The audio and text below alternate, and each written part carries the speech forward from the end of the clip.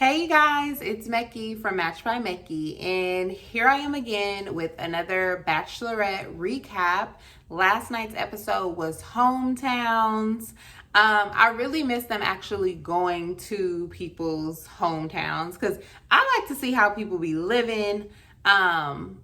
Because most times, like when their kids move out, they live how their parents live, so I like to see that. But yeah, so of course, due to COVID, they're not able to actually go to the hometown. So everything kind of took place in, where's she from? Minnesota? Missouri? Wherever it is that Michelle's from, the parents flew to them. First up, there was Brandon's family. I feel like his family, they were cool. None of the families really wowed me. So I'll start off by saying that.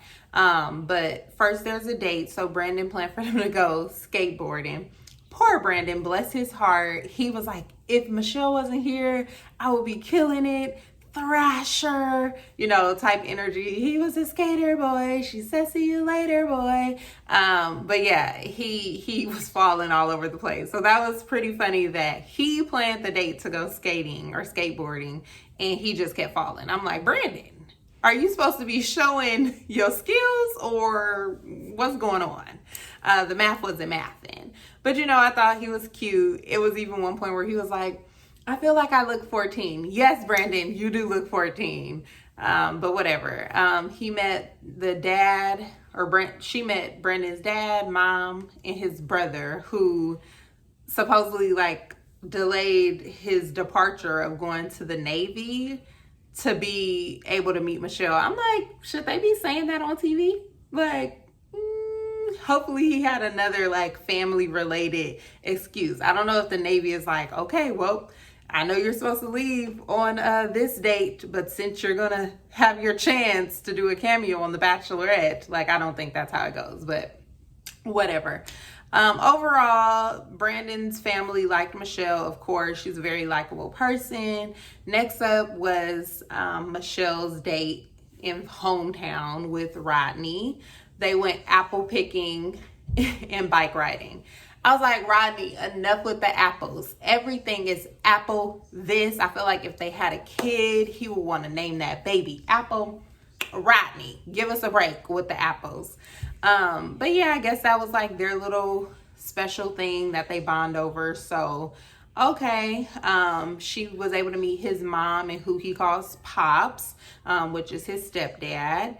And yeah, while they were riding bikes, he was like, or she asked, can we hold hands while riding? And he was so nervous. His response was okay. It definitely gave me Napoleon Dynamite energy. But I was like, I just still, throughout their date, I still felt like, what's his name? Rodney is a great catch.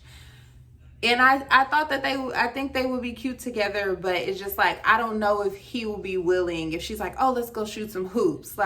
He just seems a little too cheesy for her. So whatever, we'll see how that went. Of course, his mom was saying, she was scared about him having to experience heartbreak, which I feel like all moms are. Next up was her date with Joe, who's from the same place that she's from. He decided to take her to his high school. So on her date that she planned for him a couple episodes ago, she took Joe to her high school and he basically returned the favor. And it was so cute. She mentioned previously that she was the last one to be picked for the prom. And so he planned a prom for her. And I was like, oh, Joe, you're really listening. I thought that was super sweet. They did photo booth pictures, the cutest photo booth pictures I've ever seen until hopefully their wedding. But yeah, so they just looked really good together. Joe's dad asked to talk to him.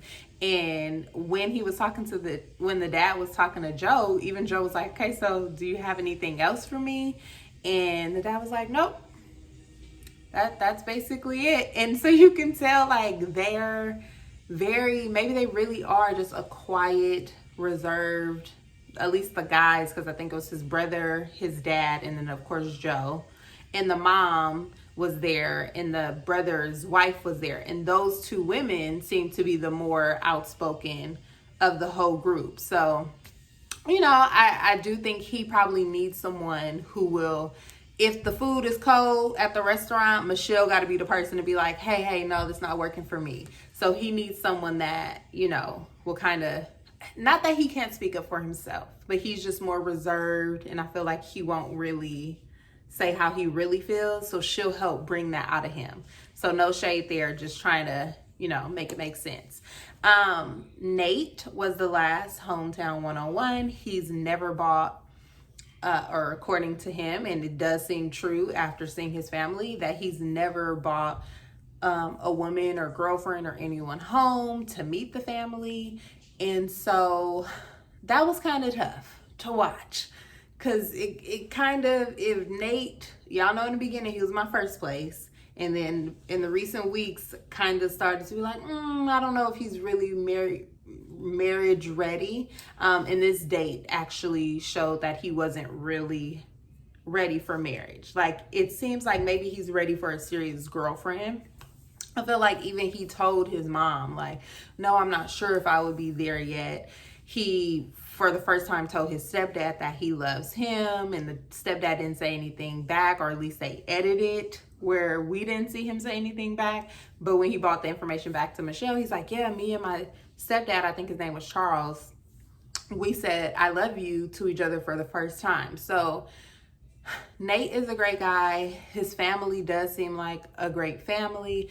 I just feel like they probably need not family therapy, but like communication therapy. And the last night episode basically did seem like a start of that, to kind of get people, like, Nate seems like he has so much built up, where that's why he's always so happy and cheerful and but he needs to find a better way to release all that.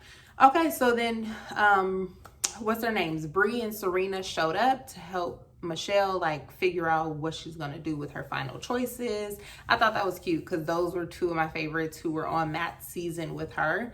Did we see Tayshia and Katie? I think we saw them once or twice last night. But yeah, they brought in Bree and Serena, so that was a nice surprise. Support for Michelle. But to the rose ceremony, Brandon got the first one, and then the next name she called was Nate. And I looked up, because I was kind of like multitasking as I'm watching, and I looked up like, Nate second? Okay, go ahead, sis. You know, we know she's been smitten by Nate, but I was definitely shocked that he got the second rose. So it was down to Rodney and Joe. Ultimately, Joe got the final rose, and Rodney was sent packing. So Rodney and all his apples had to go. Sorry, Rodney. But yeah, that was last night's episode of The Bachelorette. They did announce that Clayton will be, is his name Clayton? I feel like his name is Clayton, will be the next Bachelor, which starts next month. Like, one thing about the Bachelor franchise, they ain't giving us no breaks. They said, here, we gonna run it back.